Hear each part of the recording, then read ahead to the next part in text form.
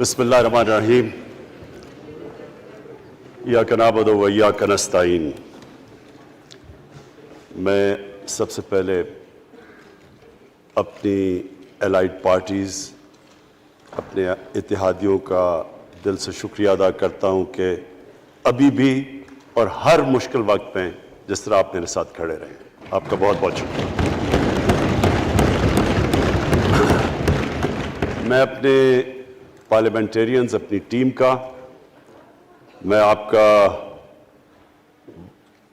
شکریہ ادا اس طرح کرتا ہوں کہ میں نے جو آپ کی کل شام کو جو آپ کے حالات دیکھے تو مجھے یہ احساس ہوا کہ آپ سب کو بڑے دل سے تکلیف تھی کہ جو ہمارا وہ سینٹ کا یہ ادھر حفیظ شیخ کے الیکشن میں جب ہارے ہیں، تو میں جو آپ سب کو دیکھا تو مجھے بڑا اچھا لگا، مجھے ایک ٹیم آپ میں نظر آئی، اور انشاءاللہ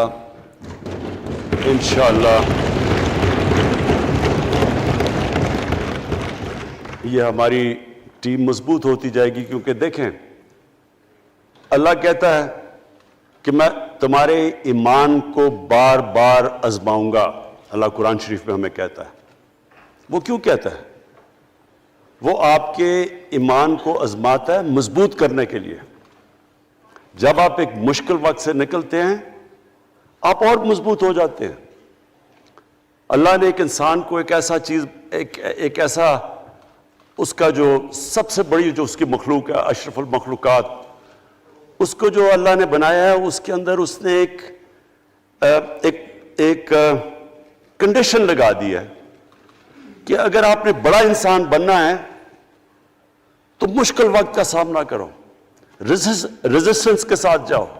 جسم ہمارا یہ ہے، جسم کو ہم بھاری ویٹ اٹھاتے ہیں، جسم تکڑا ہو جاتا ہے۔ ذہن کو جتنا ہم آزمائیں گے اور آزمائشوں میں ڈالیں گے، سب سے بڑا جو پاور ہاؤس ہے وہ ہمارا ذہن ہے، وہ اور تکڑا ہو جاتا ہے، انسان تکڑا ہو جاتا ہے۔ پارٹی بھی تب تکڑی ہوتی ہے جب وہ مشکل وقت سے نکلتی ہے۔ آپ نے کسی کو تباہ کرنا ہے تو اس کو آرام کی زندگی دے دو، وہ تباہ ہو جاتا ہے، ڈکے کر جاتا ہے انسان۔ تو میں اپنی پارٹی کو آج خراج تحسین پیش کرتا ہوں کہ آپ اس مشکل وقت سے نکلے۔ بڑے مجھے انڈیویجول ایم این ایز کا پتہ ہے کہ انہوں نے کتنی کوشش کی یہاں پہنچنے کے لیے، آج اس ووٹ کے لیے، تو میں اور مجھے کئیوں کی طبیعت بھی ٹھیک نہیں تھی، تو میں آپ سب کا آج شکریہ ادا کرتا ہوں۔ آج میں اپنی پارلیمنٹری پارٹی کے ساتھ بھی، اور جو میری عوام آج یہ دیکھ رہی ہے، میں اس کے سامنے جو بات رکھنا چاہتا ہوں وہ یہ کہ دیکھیں ہمیں یہ کبھی بھولنا نہیں چاہیے کہ یہ پاکستان کیوں بنا تھا۔ وہ ایک انگریزی کا ایک فریز ہے کہ نیشنز وداؤٹ اے ویژن ڈائی۔ قوم کا جب اپنا مقصد اپنے نظریے سے پیچھے ہٹتی ہے مر جاتی ہے قوم۔ قوم میں کسی مقصد کے لیے بنتی ہے۔ ہم اپنے وہ جب تک وہ پتہ نہیں ہم اپنے بچوں کو نہیں بتائیں گے، خود ہم جو آج لیڈرشپ ہے، میرا غلطی سے ہاتھ ادھر چلا گیا، ادھر کی لیڈرشپ میں کہہ رہا ہوں، جو ہماری لیڈرشپ ہے اس کو پتہ ہونا چاہیے کہ یہ بہت بڑا عظیم خواب تھا پاکستان کا۔ علامہ اقبال کو نہیں پتا تھا کہ اگر پاکستان بنے گا تو آج جس طرح ہمارے 20 کروڑ مسلمان ہندوستان میں رہ جائیں گے تو وہ تو سارے پاکستان میں نہیں آ سکتے تھے۔ تو علامہ اقبال کا کیا وجہ تھی پاکستان خواب دیکھنے کی؟ ان کی وجہ یہ تھی کہ ہم نے ایک دنیا کو مثال دینی تھی، کہ اصل میں ایک ماڈل بنانا تھا کہ اصل میں ایک اسلامی ریاست کیا ہوتی ہے۔ اور وہ بیس کس کے اوپر کر رہے تھے پاکستان کی اسلامی فلاحی ریاست جو ہماری آبجیکٹو ریزولوشن میں ہے؟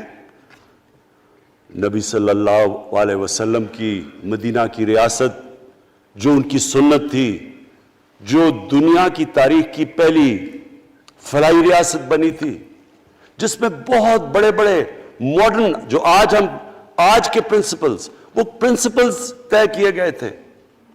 وہ ریاست بنی تھی، اور وہ ریاست ایک ماڈل ایسا تھا کہ اس کے بعد ایک جن کو کوئی جانتا ہی نہیں تھا، ایک قوم، ایک عرب قبیلوں میں تقسیم ہوئی قوم جس کی حیثیت ہی کوئی نہیں تھی، ان اصولوں کے اوپر چلتے ہوئے یہ دنیا کی تاریخ کا معجزہ ہے جو ہوا اس کے بعد.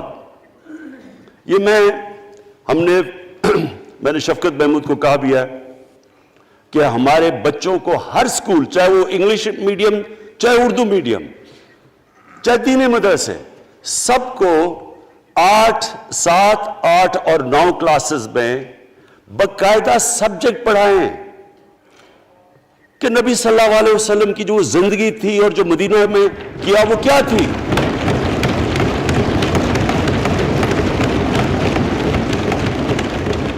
تاکہ ان کو پتہ چلے کہ اس ملک کا مقصد کیا تھا.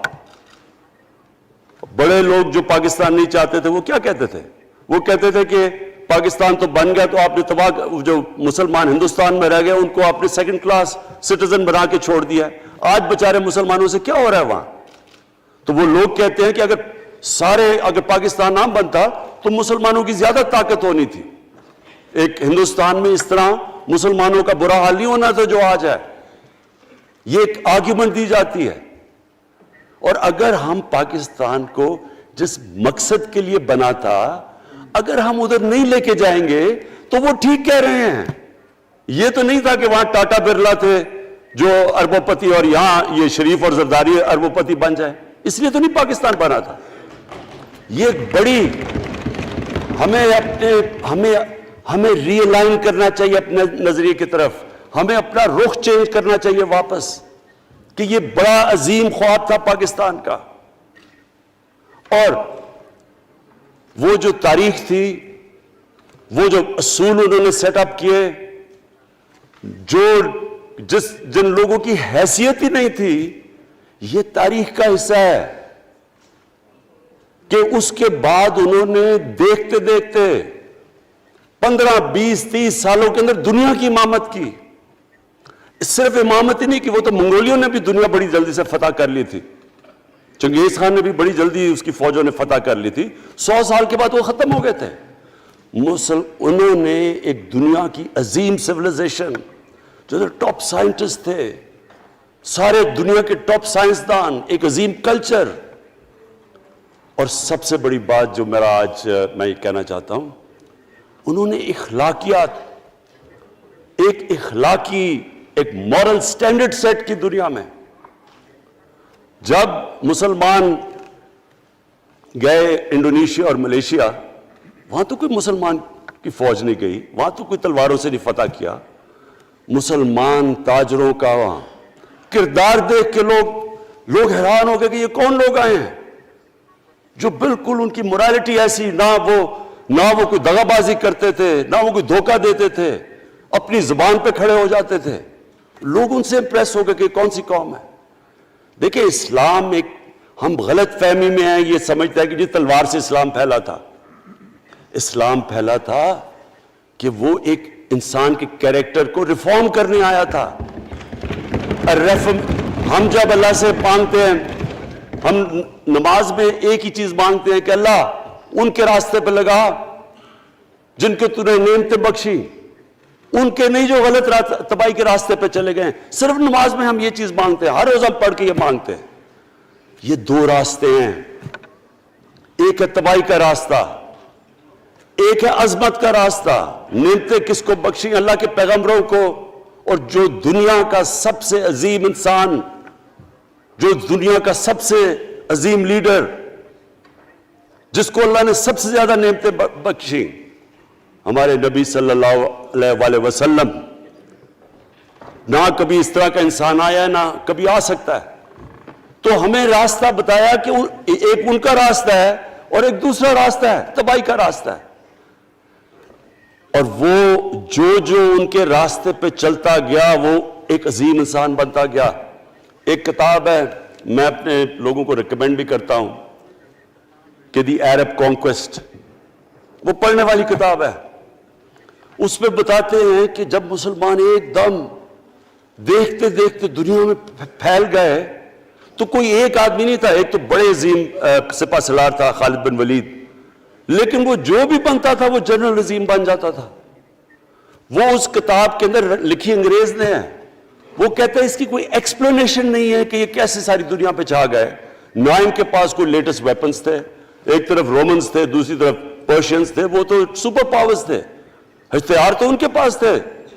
نہ ان کے پاس ہتھیار، نمبرز میں بھی وہ زیادہ تھے، ان کی فوجیں بھی زیادہ تھیں، لیکن وہ ساری دنیا پہ پھیل گئے اور ایک ایسا سویلائزیشن بنا کہ زیادہ تر تو مسلمان نہیں تھے، وہ بھی ان کو مانتے تھے، کیونکہ ان کی اخلاقیات، ان کا عدل اور انصاف کا نظام، ان کا کیریکٹر، اس کی وجہ سے لوگ آئے ہیں. یہاں جو ہندوستان میں اسلام پھیلا ہے، یہ ہمارے جو بڑے بڑے بزرگ تھے، داتا صاحب، بلے شاہ، نظام الدین اولیاء اور بابا فرید، یہ لوگ تھے. ان کو لوگ دیکھ کے، ان کے کردار سے، ان کے انٹلیکٹ، انسانیت سے لوگ مسلمان ہوئے. تو ہم آج، میں جو یہ سینٹ الیکشن ہوا ہے، میں اپنی قوم کو یہاں، یعنی مجھے شرمندگی ہوتی ہے اسپیکر صاحب کہ ہم وہ کدھر وہ خواب اور کدھر بکرا منڈی بنی ہوئی ہے ایک لوگوں کو خریدنے کے لیے سب کے سامنے. یعنی ہمیں ایک مہینے سے پتا تھا کہ پیسہ جمع کیا جا رہا ہے اس سینٹ الیکشن میں، اور مجھے حیرت ہوئی کہ الیکشن کمیشن کہتا ہے کہ جی یہ تو پتہ نہیں کوئی ہم آزاد انسٹیٹیوشن ہے یا میں ان کی کوئی آزادی کے اوپر لے رہا تھا، یا جی بڑا زبردست الیکشن. اچھا کہتے جی بڑا اچھا الیکشن کروایا. یہ مجھے اور اس سے تو مجھے اور صدمہ ہوا ہے کہ اگر یہ الیکشن اچھا آپ نے کروایا ہے تو پتہ نہیں برا الیکشن کیا ہوتا ہے.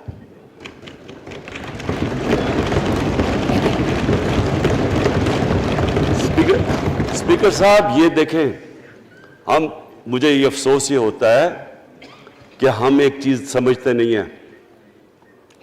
ہم کہتے ہیں جی ہمارے معاشی حالات بہت برے ہیں.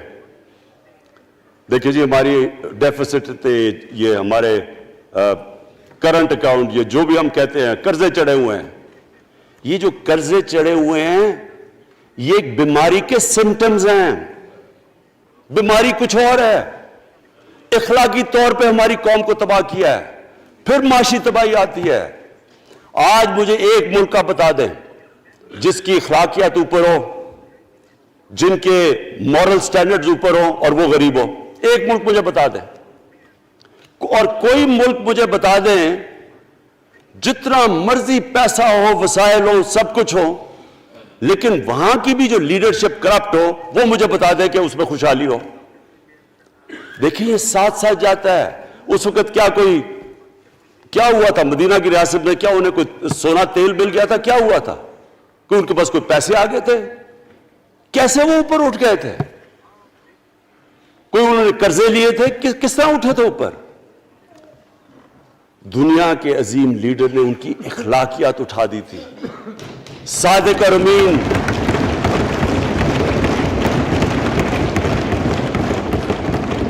ایک قوم، انہوں نے ہمیں بتایا. ہمیں قرآن میں اللہ حکم کرتا ہے کہ ان کی سنت پہ چلو. اللہ جب ہمیں کہتا ہے ان کی سنت پہ چلو، کیا ہم اللہ کو کوئی فائدہ پہنچا سکتے ہیں؟ ہماری بہتری کے لیے کہتا ہے. قرآن شریف میں سب کچھ ہماری بہتری کے لیے اللہ نے، یہ تمہارے لیے بک آف گائیڈنس ہے ہمیشہ کے لیے، اور یہ ہماری بہتری کے لیے ہے. تو وہ جب ہمیں کہتا ہے کہ نبی صلی اللہ علیہ وسلم کے راستے پہ چلو، وہ ہماری بہتری کے لیے کہتا ہے. اور میں جس نے اس عمر میں ساری دنیا دیکھ لیا ہے، اسپیکر صاحب میں آپ کو بتاؤں، مجھے تکلیف ہوتی ہے دیکھ کے. جب میں یہ مغربی ملکوں میں جاتا ہوں، اسکینڈینیویا میں، سوئٹزرلینڈ میں، آپ وہاں کے اخلاقی سٹینڈرڈز دیکھیں، ان کی مورل سٹینڈنگز دیکھیں، شرم آئے گی آپ کو کہ جو ہمارے ملک میں ہو رہا ہے. اور یہ جو سینٹ کا الیکشن ہوا ہے، آپ کو افسوس ہوگا کہ ہم وہ کس کی امت ہیں ہم؟ کس کی امت ہیں؟ کس کے نام پہ پاکستان کا مطلب کیا؟ لا الہ الا اللہ، اس پہ یہ ہمارا ملک بنا تھا. اور آج دیکھیں ایک کرپٹ آدمی، دنیا میں ثابت کیا ہوا کرپٹ آدمی آصف زرداری، دنیا میں اس کے اوپر لکھا ہوا کہ مسٹر 10%، مضمون لکھے ہوئے ہیں، فلمیں بنی ہوئی ہیں اس کے اوپر. اور اس ملک میں لوگ کہیں جی ایک زرداری سب پہ بھاری، کیا کہ وہ رشوت دیتا تھا اس لیے سب پہ بھاری ہو گیا؟ کیا یہ ہمارا ملک؟ دوسری طرف دیکھیں، دوسری طرف یہاں بیٹھے ہوئے ہمارا لیڈر نواز شریف. اور نواز شریف ایک ڈاکو، ملک کو 30 سال سے لوٹ کے ملک سے باہر بھاگا ہوا ہے، جھوٹ بول کے باہر بھاگا ہوا ہے. سارے ملک کے سامنے ہمیں کیبنٹ میں ہم نے 6 گھنٹے میں بتایا جی اس کو یہ بھی بیماری ہے، اس کو یہ بھی بیماری ہے، اس کو یہ بھی بیماری ہے. وہ شاید وہ جہاز پہ بھی نہ چڑھ سکے، وہ شاید مر جائے گا. شیرین کے آنسو آ گئے کیبنٹ میں. اور شیرین کے آنسو آنے آسان کام نہیں ہے اسپیکر صاحب. تو ہم نے اس کو وہاں جیسے وہ جہاز پہ چڑھا، جیسے وہاں گیا وہ ایک دم ہی تبدیل. اور آج وہاں جا کے تقریریں کر رہا ہے، وہاں بیٹھ کے سکیمیں کر رہا ہے، وہاں بیٹھ کے پلاننگ کر کے جی اسے اتنا پیسہ دو، ادھر پیسہ کھلاؤ. ساری ان کی ایک کوشش ہے جب سے ہم 2.5 سال سے حکومت آئی ہے، یہ سارے بڑے بڑے ڈاکو اکٹھے ہو کے یہ سمجھ رہے ہیں کہ عمران خان کو کرسی کا اتنا شوق ہے کہ اس کے اوپر اتنا پریشر ڈالو کہ یہ جی ہمیں جس طرح جنرل مشرف نے NRO دیا تھا یہ بھی دے دے گا. جنرل مشرف، فوج اس کے نیچے، عدلیہ اس کے کنٹرول میں ساری. میں کیونکہ میں ادھر ممبر پارلیمنٹ تھا تب، اپوزیشن نہ ہونے کے برابر. جو اپوزیشن کے اندر جو مین آدمی تھا فضل الرحمان، وہ اس کے ساتھ ملا ہوا تھا، وہ 2 نمبر ہمیشہ سے تھا. رائٹ.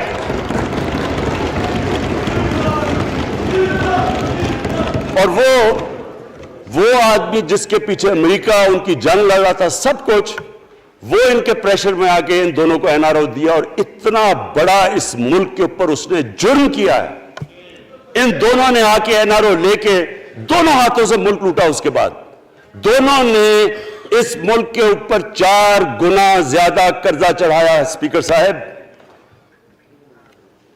6,000 ارب سے ہمارا قرضہ جو ٹوٹل لائبلٹیز 30,000 ارب پہ پہنچا دی. آج ہمارے اوپر کیا مسئلہ ہے؟ ہمیں یہ قرضوں کی قسطیں دیتے ہوئے بیچارے لوگوں کے اوپر بوجھ ڈالنا پڑتا ہے. یہ جو مہنگائی ہے اس کے بعد میں بعد میں بات کرتا ہوں، لیکن پہلے یہ بات کمپلیٹ کر لوں کہ دیکھیں اسپیکر صاحب، میں یہ 2.5 سال سے تماشے دیکھ رہا ہوں. یہاں پہلے دن پرائم منسٹر بن کے پرائم منسٹر تقریر کرنے جا رہا ہے، کھڑے ہو کے تقریر نہیں کرنے دی. کیوں تقریر نہیں کرنے دی؟ کیونکہ ان کو پہلے دن سے ڈر تھا کہ یہ ہمارے جو کرپشن کے کیسز یہ معاف نہیں کرے گا. کرپشن کے کیسز ہم نے نہیں بنائے تھے اسپیکر صاحب، یہ سارے ان کے دور کے کیسز بنے ہوئے ان کے اوپر. آپس میں تو ان کا مکا تھا، اپنا نیب کا چیئرمین آپس میں مل کے کیسز ان کے بند کر رہا ہے. عدلیہ اس وقت کی عدلیہ وہ ان کے ہاتھ میں تھی، ان کو تو مسئلہ ہی کوئی نہیں تھا. وہ $60 ملین آصف زرداری کا سوئٹزرلینڈ میں پڑا ہوا ہے. وہ جج کہہ رہا ہے کہ واپس لے کے آؤ. وہ یوسف رضا گیلانی جو یہاں سے سینیٹر بنا ہے، وہ پاکستان کا $60 ملین پڑا ہوا ہے سوئٹزرلینڈ میں. وہ جج کہہ رہا ہے کہ واپس لے کے آؤ. وہ کہتے نہیں جی میں نہیں خط لکھتا. بھئی آپ کے باپ کا پیسہ تھا، پاکستانی قوم کا پیسہ تھا. اس کے اوپر وہ ڈسکوالیفائی ہو جاتا ہے. وہ ایسے پھر ہے جس طرح نیلسن منڈیلا کہیں ڈسکوالیفائی ہو گیا. اسپیکر صاحب میں یہ چیزیں آپ کو اس لیے بتا رہا ہوں، میں تو ان کو 30 سال سے جانتا ہوں. دیکھیں جب تک ہم اس ملک میں اپنی اخلاقیات ٹھیک نہیں کریں گے، مورل سٹینڈرڈز ٹھیک نہیں کریں گے، جب اس طرح کے الیکشن ہوں گے کہ کھل کے پیسہ چل رہا ہے اور ہم کہیں گے نہیں جی وہ پٹواری کیوں پیسے لیتا ہے، تو وہ تھانے دار کیوں پیسے لیتا ہے، وہ سرکاری نوکر، وہ تو بیچارہ جو نچلا طبقہ ہے وہ تو واقعی جس طرح شیخ رشید نے کہا ہے مہنگائی جو بڑی ہے بیچارے لوگوں کی تنخواہ میں گزارا نہیں ہو رہا.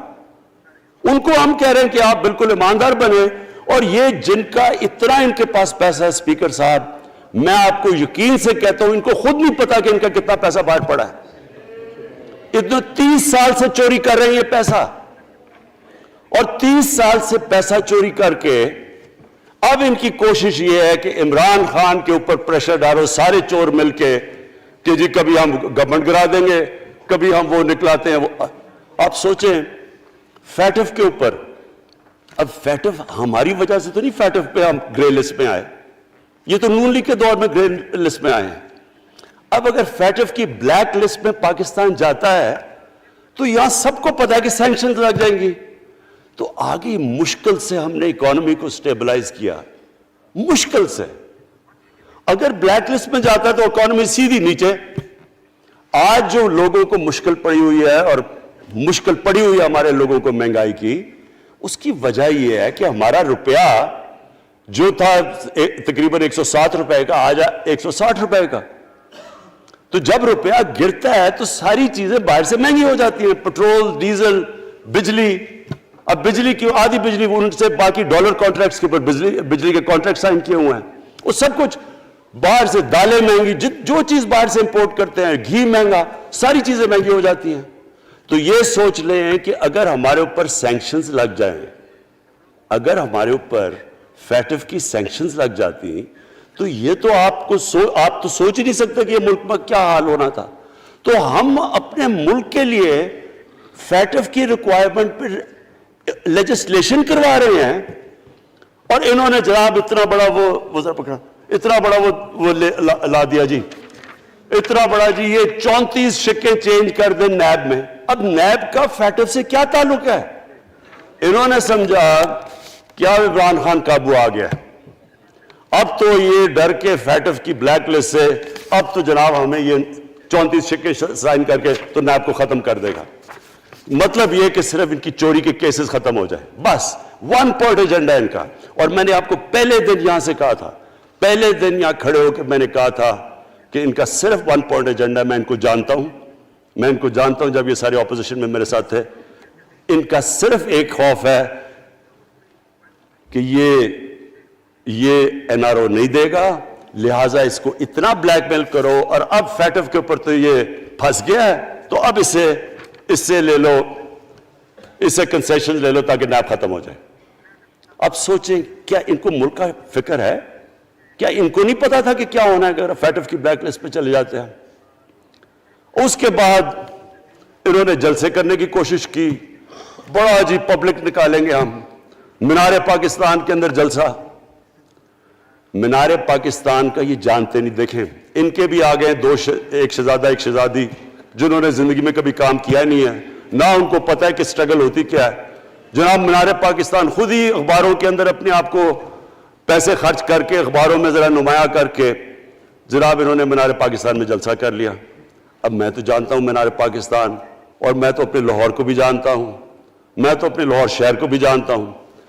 وہ لاہور شہر ملک کا کوئی پیسہ چوری کیا ہو اس کے خلاف تو نکلائے گا، لیکن بڑے بڑے ڈاکو اگر وہ سمجھ رہے ہیں کہ اپنی چوری بچانے کے لیے لاہور شہر کو نکالیں گے تو وہی ہوا جو ان کے ساتھ مینار پاکستان میں ہوا۔ اب آ کے جو ڈاکٹر فہمیدہ مرزا نے بڑا اچھا آپ کو ایکسپلین کیا، انہوں نے بتایا کہ یہ کیوں ضروری تھا اوپن بیلٹ۔ انہوں نے بتایا کہ الیکشن کمیشن کی تو ریکوائرمنٹ ہے کہ آنسٹ ہو، فری اور فیئر الیکشن ہو۔ تو انہوں نے 2008 میں چارٹر آف ڈیموکریسی میں کہا ہوا کہ جی اوپن بیلٹ ہونی چاہیے، دونوں پارٹیز نے۔ اور اس کے بعد ایک دم وہاں سے دونوں سب ادھر سے بھاگ کے اور کہتے نہیں جی خفیہ بیلٹ ہونی چاہیے۔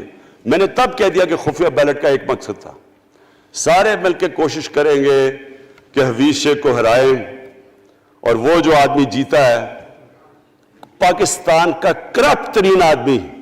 میں ایک چیز آپ کو آج کہتا ہوں، یوسف رضا کے آپ صرف ایسٹس دیکھ لیں، پرائم منسٹر بننے سے پہلے تھے اور اس کے بعد کیا ایسٹس ہیں، بس ایک چیز دیکھ لیں، کوئی آپ کو کچھ کرنے کی ضرورت نہیں ہے، آپ کو پتا چلے گا انہوں نے اس نے کیا کیا اپنے زمانے میں۔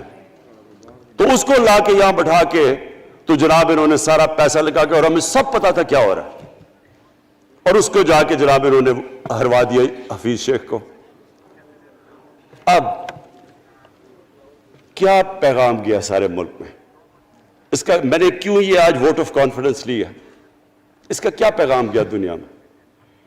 سارے لوگوں کے سامنے اوپن ہارس ٹریڈنگ, لوگوں کو راتوں کو کال کر رہے ہیں, یا میں تو خاص داد دینا چاہتا ہوں, میرے ممبرز بیٹھے ہیں, خواتین بیٹھی ہیں جن کو کالیں گئی ہیں رات کہ جی 2 کروڑ سے ریٹ شروع ہوگا, ہم اب آپ کو آگے پیسے دیں گے. ان کو ساروں کو پیسے آفر کر رہے ہیں. اور پھر اگر میں صرف الیکشن کمیشن کو ایک چیز کہنا چاہتا ہوں, آپ مہربانی کریں پاکستان کی ایجنسیز سے صرف ایک سیکرٹ بریفنگ لیں, آپ ان کو اندازہ ہوگا کتنا پیسہ چلا اس الیکشن کے اندر, پتہ چلوائیں کیا ہوا اس الیکشن میں, تاکہ آپ اس طرح کی سٹیٹمنٹ نہ دیں کہ جی ہماری کوئی آزادی ختم کر رہی ہے. میں آپ کی آزادی ختم کر رہا ہوں یہ کہہ کے آپ کے کہ یہ جو الیکشن میں ہوا ہے. اسپیکر صاحب, میں آج اس اوکیزن کے اوپر, کیونکہ مجھے اس پہ کافی, میں 2.5 سال یہ بڑی چیزیں برداشت کرتا رہا ہوں, اور میں اس لیے صبر سے کرتا رہا ہوں کیونکہ ملک اتنا ہمارا مشکل میں ہے. جو ہمیں ٹائم ملا جب میری گورنمنٹ آئی, میں آپ کو یقین سے کہتا ہوں کہ ساری زندگی میری تو سٹرگل میں گزری. جو بھی آپ انسان کسی چیز میں کمپیٹ کرتا ہے, اگر آپ نے ملک میں اپنے سب سے ٹاپ 11 کھلاڑیوں میں پہنچنا ہے تو ایک بہت سارے ملک میں مقابلہ کر کے آپ وہاں پہنچتے ہیں, اس میں ایک بڑی سٹرگل ہوتی ہے, اونچ نیچ ہوتی ہے بڑی. اور پھر اگر آپ کو دنیا کے لیول پہ آپ کو اپنا, اگر آپ کو منوانا ہے, اس کی اور ایک سٹرگل ہوتی ہے.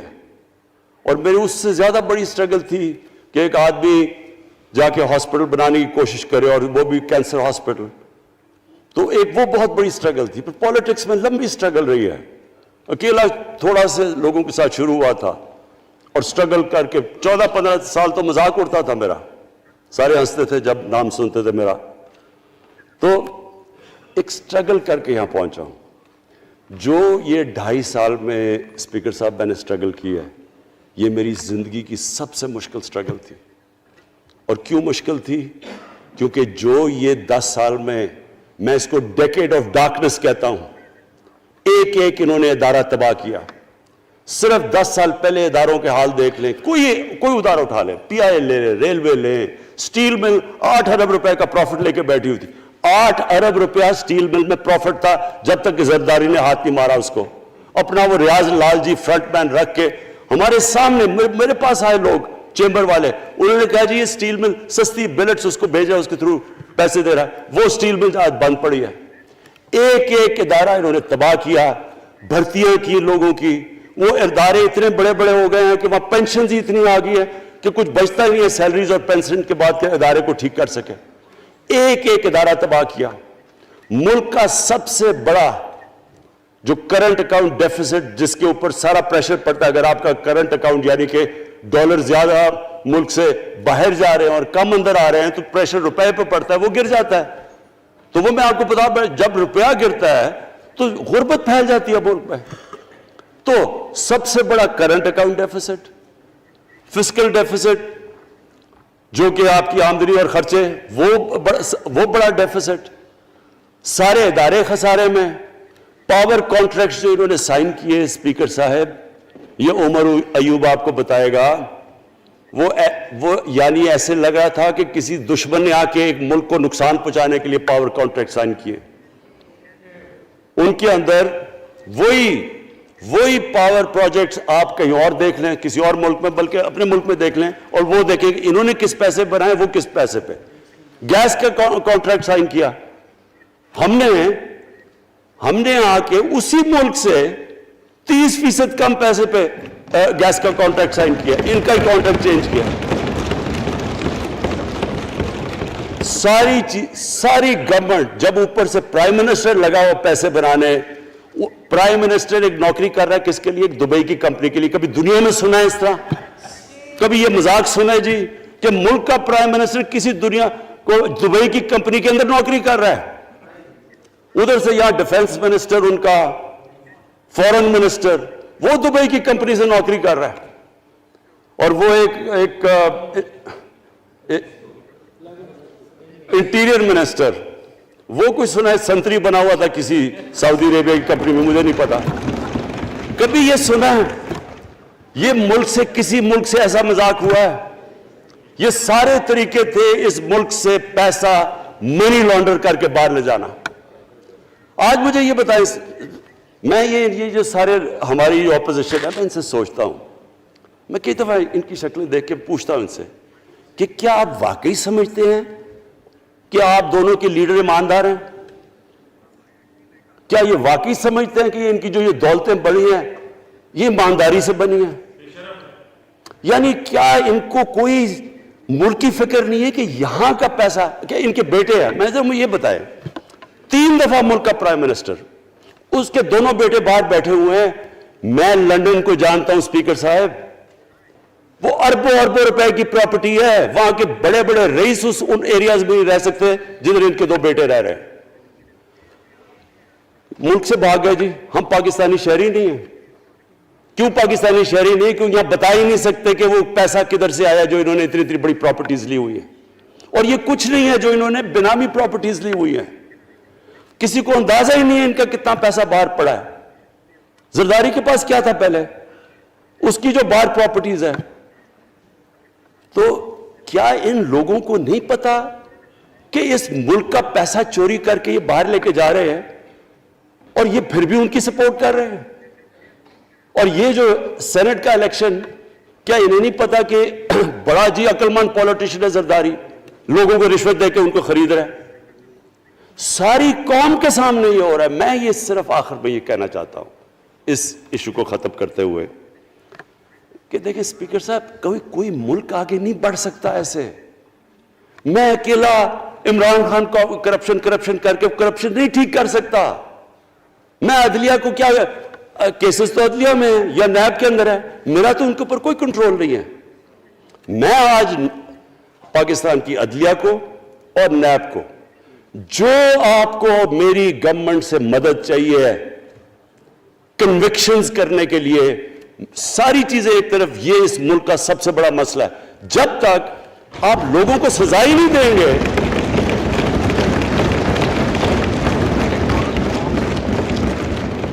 جب تک لوگوں کو سزا ہی نہیں ملیں گی، دیکھیں جی کسی معاشرے میں جب سزا اور جزا ہی نہیں ہے، صرف غریب آدمی جیل میں جائے، طاقتور جلسے کرنے شروع ہو جائے کہ جی مجھے این آر او دو، وہ نیب کے عدالت سے نکلتے ہیں، پھول پھینک رہے ہیں ان کے اوپر، اربوں روپے کی چوری کی ہوئی ہے انہوں نے۔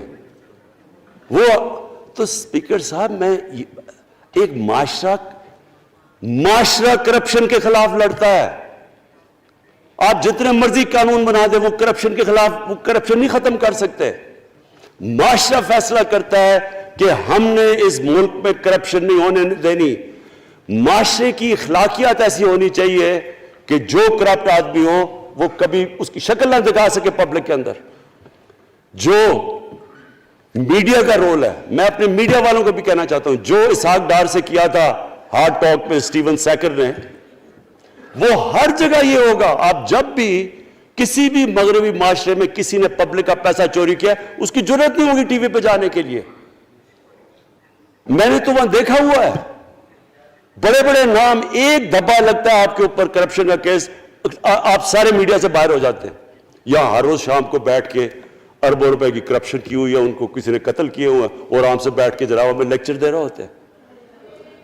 اسپیکر صاحب، معاشرہ لڑتا ہے، اس کے اندر ہمیں سب کو مل کے اپنے ملک کو اگر بچانا ہے، معاشی طور پہ بھی بچانا ہے، پہلے ہمیں اپنے اخلاقی سٹینڈرڈز ٹھیک کرنے پڑیں گے، سارے ملک کو مل کے لڑنا پڑے گا۔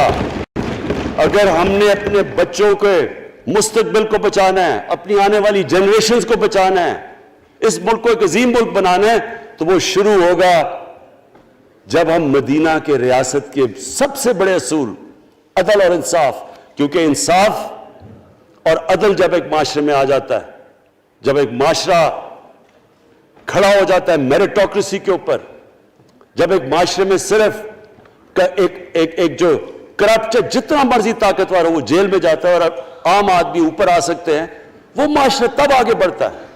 تو میں میں صرف اس کے اوپر یہ کہنا چاہتا ہوں کہ مجھے ساری قوم کی اس میں مدد کی ضرورت ہے.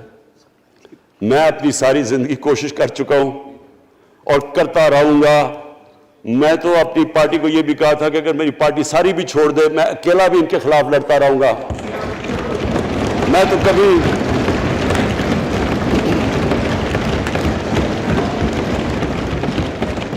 اسپیکر صاحب آخری گیند تک لڑنے والا کیپٹن تھا. آخری گیند تک لڑوں گا, وہ تو کبھی میں ہار مانوں گا نہیں. لیکن یہ وقت آ گیا ہے کہ ملک کو اپنے آپ کو بچانا ہے. آنے والی جنریشنز کو ہم نے بچانا ہے.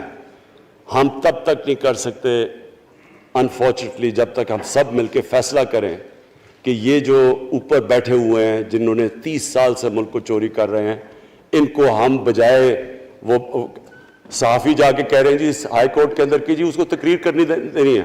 وہ نیلسن منڈیلا جو باہر بیٹھا وہ تقریر کرنا چاہیے جی. پتہ نہیں عوام کو سننا چاہیے کہ وہ یہاں سے بھاگا کیسے, اس کے پیسے کیسے. یعنی کہ میں حیران ہو گیا تب. اور اب اسپیکر صاحب میں صرف مختصر بات کر دوں آگے کی. دیکھیں پاکستان ایک مشکل وقت سے نکل کے اب ہم ایک سٹیبل اور آگے بڑھنے کے سٹیج پہ آ گئے. ہماری اللہ کا شکر ہے. جو سب سے مشکل چیز ہوتی ہے کرنٹ اکاؤنٹ, بڑی دیر 17 سال کے بعد 5 مہینے پاکستان کا جو کرنٹ اکاؤنٹ ہے وہ سرپلس پہ چلا گیا. یعنی ہمارے جتنے ملک میں ڈالرز آ رہے ہیں اور جتنے باہر جا رہے ہیں اللہ کا کرم ہے زیادہ ڈالرز آ رہے ہیں. ہمارا روپیہ خود ہی, ہم پیسے نہیں لگا رہے اس کو, خود روپیہ اسٹرینتھ گین کر رہا ہے.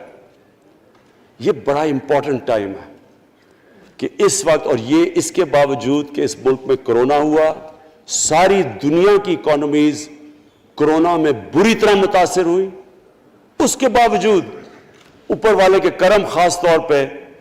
اور میں کہوں گا کہ ہماری جو ٹیم تھی, ہمارا جو جس طرح ہم نے مانیٹر کیا اور جس طرح ہم نے ڈیٹا بیس گیدر کیا اور ہم نے ہر ایک چیز فالو کر کے ہم نے جیسے اپنے لوگوں کو بچایا ہے. میں خاص طور پہ اپنی ٹیم یاسد عمر اور ہماری جو ٹیم تھی اپنے ڈاکٹر فیصل مین کو خاص طور پہ خراج تحسین پیش کرتا ہوں. تو اس مشکل وقت سے بھی آپ دنیا میں دیکھیں اور جس طرح پاکستان نکلا. اب دیکھیں آگے ہمارا چیلنج کیا ہے. ہمارا چیلنج یہ ہے کہ ہم اپنی جو ایکسپورٹس ہیں ان کو بڑھائیں, کیونکہ صرف گروتھ ایک ہی طرح ہوتی ہے ایکسپورٹ لیڈ. اللہ کا شکر ہے کہ بیرون ملک پاکستانیوں نے ریکارڈ پیسہ پاکستان بھیجا ہے جو کہ ہمارے ملک میں آیا ہے ریمیٹنسز کے. اب ہم نے انویسٹمنٹ کے اوپر لگے ہوئے ہیں. اس وقت سب سے زیادہ کمپنیز رجسٹر ہوئی ہیں SECP میں. اس کا مطلب کہ نئی انویسٹمنٹ پاکستان میں آنے والی ہے. لوگ تیار ہو گئے انویسٹ کرنے کے لیے. ہمارا صرف مسئلہ اسپیکر صاحب ایک ہے بجلی کا. یہ بڑا مسئلہ ہے. کانٹریکٹ مہنگے سائن کیے ہوئے, جس بجلی جو کانٹریکٹ سائن کیے ہوئے ہیں جس پہ وہ بجلی پروڈیوس ہو رہی ہے, بدقسمتی سے وہ اگر بجلی کی قیمت بڑھاتے ہیں تو لوگ آگے اور مشکلوں میں پڑے ہوئے ہیں. بجلی کی وجہ سے سب چیزیں مہنگی ہو جاتی ہیں. نہیں بڑھاتے تو قرضے, وہ جو گردشی قرضے ہیں وہ بڑھتے جا رہے ہیں. ہمارا ایک یہ چیلنج ہے. اس کے اوپر صرف اپنی قوم کو بتانا چاہتا ہوں کہ باقاعدہ ہم ہر طریقہ سوچ رہے ہیں کہ ہم نے اس میں سے کیسے ہم نے اپنے لوگوں کے اوپر بوجھ کم کرنا ہے. ایک تو میں اپنی ٹیم کو یہ بھی کامیابی دیتا ہوں کہ بڑی دیر اور مشکلوں سے IPPs کے ساتھ ہم نے نئے کانٹریکٹ سائن کیا جس کے اندر بہت پاکستان کا پیسہ بھی بچے گا اور جو آگے جا کے قرضہ بڑھنا تھا وہ نہیں بڑھے گا. جو میرے اوپر سب سے زیادہ پریشر ہے اس وقت اسپیکر صاحب وہ ہے مہنگائی کا. مہنگائی میں نے آپ کو بتا بھی دیا کہ مسئلہ ایک جب آپ کے روپیہ گرتا ہے تو جب چیزیں مہنگی ہو جاتی ہیں ایک وہ ہے. لیکن میں اپنی قوم کو صرف ایک چیز کہنا چاہتا ہوں کہ سب سے زیادہ اس وقت میری حکومت ایک ہی چیز پہ لگی ہوئی ہے کہ ہم کس طرح لوگوں کے اوپر مہنگائی کا بوجھ کم کریں. اس کے لیے ہم بڑی بڑی چیزیں آپ کے سامنے لے کے آئیں گے آنے والے دنوں میں, جس میں کوشش یہ ہے کہ ہم اپنے ملک میں جو سارا نچلا طبقہ ہے ان کو سبسڈائز کریں, اپنے اساس پروگرام کے ذریعے ان کو ڈائریکٹلی ہم فنڈ کریں. یہ انشاءاللہ آپ کے ساتھ آئے گا. ابھی میں نے ایکسپیریمنٹ ایک اور شروع کر دیا, وہ ایک ہفتے تک ابھی ٹرائل پہ ہے کہ ہم ایک پروگرام لے کے آ رہے ہیں کوئی بھوکا نہ سوئے. ہم نے خاص کچنز بنائے ہیں, ایریاز چوز کیے ہیں جدھر سب سے زیادہ بھوک ہے, تاکہ ہم کم از کم جب تک ہماری ملک اٹھتا ہے اوپر, ہم کم از کم ان تک کھانا پہنچائیں کہ ہمارے ملک میں کوئی بھوکا نہ سوئے. اور یہ پوری میں کیمپین شروع کرنے لگا ہوں. ہیلتھ کارڈ پنجاب کے اندر اور پختونخوا میں, پختونخوا کی گورنمنٹ کو تو میں خاص مبارک دیتا ہوں کہ انہوں نے سارے اپنے پختونخوا کے لوگوں نے خاندانوں کو کور کر لیا ہیلتھ انشورنس سے.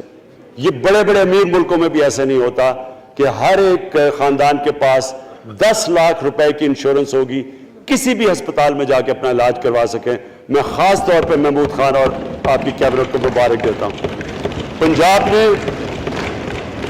پنجاب کیونکہ بہت بڑا ہے, انہوں نے بھی فیصلہ کر لیا ہے. عثمان بزدار آپ کی اور آپ کی ٹیم کو میں خاص مبارک دیتا ہوں کہ اس سال کے اینڈ تک وہ سارے پنجاب کے اندر ہیلتھ کارڈ پہنچا دیں گے. یہ ایک عام آدمی کے لیے سب سے بڑی, کم از کم جیسے جیسے ہم اپنے ملک کو اٹھا رہے ہیں تو کم از کم ہم لوگوں کی بنیادی ضروریات پوری کریں. اور جو کسان ہیں جی, کسانوں کے لیے ایک بڑا زبردست پروگرام لے کے آ رہے ہیں. اس کے اوپر بھی ہمیں بڑا برین سٹارمنگ کی ہے کہ کیسے ہم کسان کی مدد کر سکتے ہیں. پرابلم تو ہمارے پاس یہ ہے نا کہ جتنا ہم پیسہ اکٹھا کرتے ہیں آدھا پیسہ قرضوں کی قسطوں پہ چلا جاتا ہے, تو پیسہ کم بچتا ہے. لیکن ہم نے فیصلہ کیا کسانوں کے اوپر ہم خاص زور دینے لگے ہیں تاکہ وہ بعد میں بات کروں گا. تو 2 چیزیں اور جی.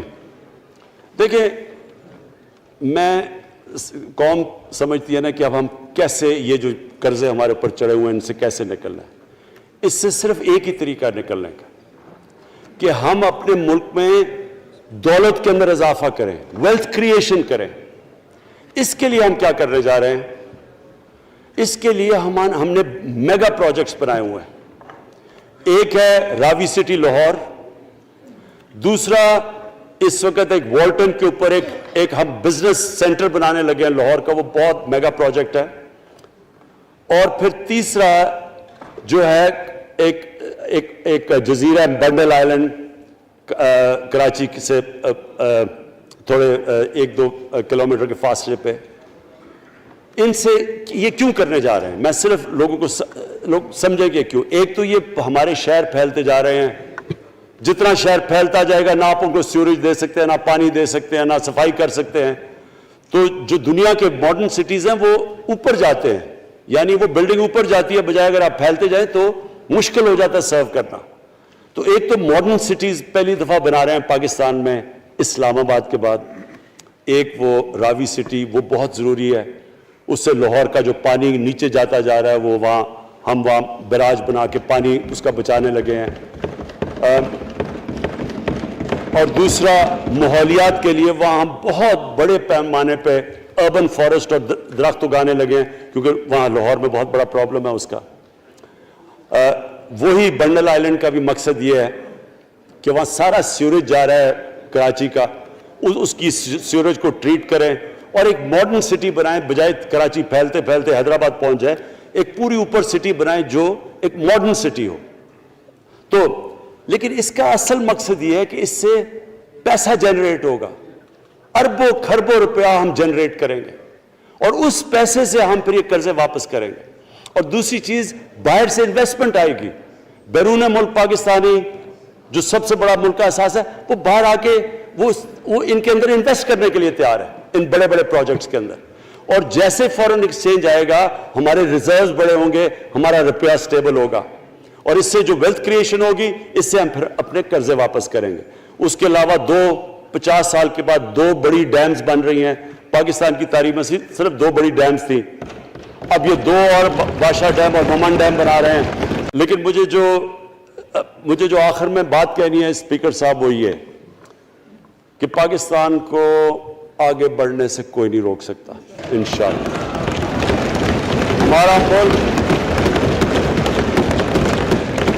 ہمارے ملک میں, کیونکہ میں شاید ہی لوگ اتنا اپنے ملک کو انہوں نے اس طرح دیکھا جیسے میں نے سارا ملک پھیرا ہوا ہوں.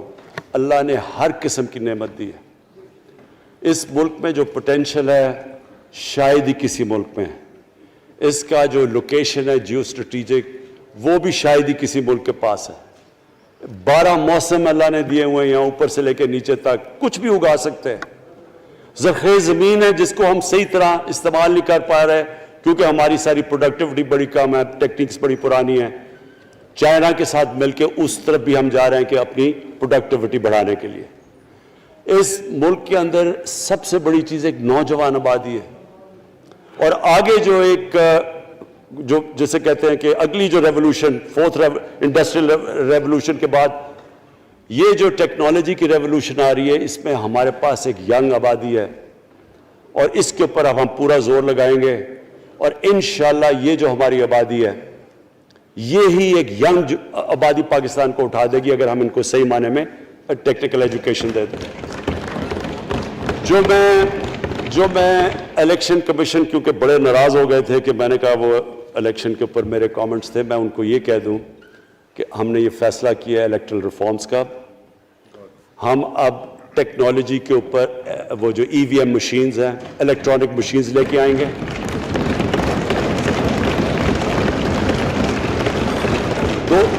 دو چیزیں کر رہے ہیں. اوورسیز پاکستانیز کے لیے آپ پورے لگے ہوئے ہیں کہ اوورسیز پاکستانیز بھی ووٹ ڈال سکیں, اور دوسری چیز الیکٹرانک مشینز لے کے آ رہے ہیں. اور کیونکہ یہ الیکٹرانک مشینز کے بغیر ہمیں الیکشنز نہیں کرنے چاہیے, نہیں تو جو ہارتا ہے وہ کہتا جی داندلی ہو گئی. ہم نے اس طرح کا سسٹم لے کے آ رہے ہیں کہ امریکہ کے اندر جب ڈونلڈ ٹرمپ نے کہا کہ الیکشن میں داندلی ہوئی ہے, سارے انہوں نے جب الیکشن کھولا تو ایک بھی وہ نہیں ثابت کر سکے داندلی ہوئی کیونکہ الیکٹرانک مشینز تھی, ان کے پاس وہ سسٹم تھا.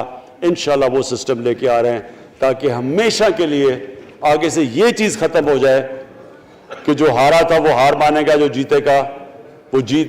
جس طرح کہ انشاءاللہ ہماری حکومت کرے گی, جس طرح کہ ایز کیپٹن پاکستان دنیا کی کرکٹ کی تاریخ میں پہلی دفعہ نیوٹرل امپائرز میں لے کے آیا تھا. بہت بہت شکریہ.